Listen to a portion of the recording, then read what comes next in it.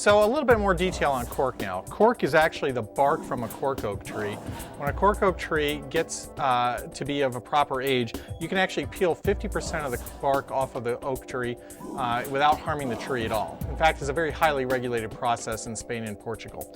Now, once you peel the cork off, you can actually cut it into strips and then you punch the wine corks out of it. Then when you're done with that, you take all the rest of the cork and you grind it up and you make it into flooring.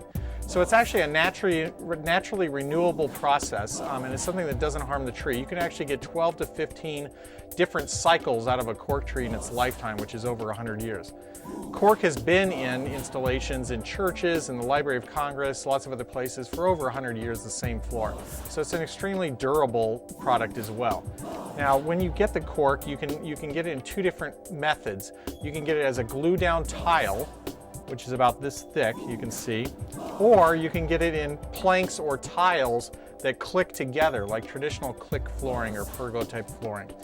Now, one of the important things to know about this and trying to decide which to get is what type of floor are you putting it onto. If it's a very new floor or a perfect floor, then you can get away with a glue down without much of a problem. Or if you can float out the floor and get a very level surface, you can do the glue down, and that's a great option. But if you actually have a floor that's maybe not so perfect, then you might want to look at the click flooring, because essentially what you're doing is you're kind of floating the floor over the imperfections. Now, when you get to which rooms to use it in, you can actually use cork in any room of the house.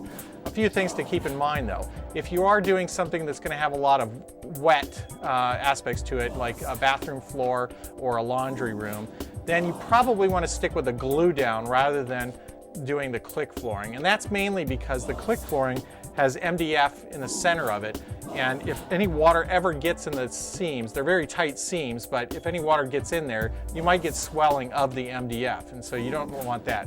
So you want to stick with glue down in those types of areas if you can. If you can't, then you want to put another additional coat of sealer over the floor in order to seal all of those seams and make sure that water does not get in between there. So when you're choosing cork, you can also look at lots of different styles. You can look at lots of different colors and just find the one that's the most appropriate for your room. It's always best with any flooring option to get a sample, take it home and put it in the room that you think you're going to put it in order to make a correct decision as to how the color looks and the style looks in different lights and different times of the day, in natural light versus incandescent light, or hopefully fluorescent light or LED light. So take a look at those different options, and then if you want to find out more, just come into a.k.a. Green and we'll talk to you more about it.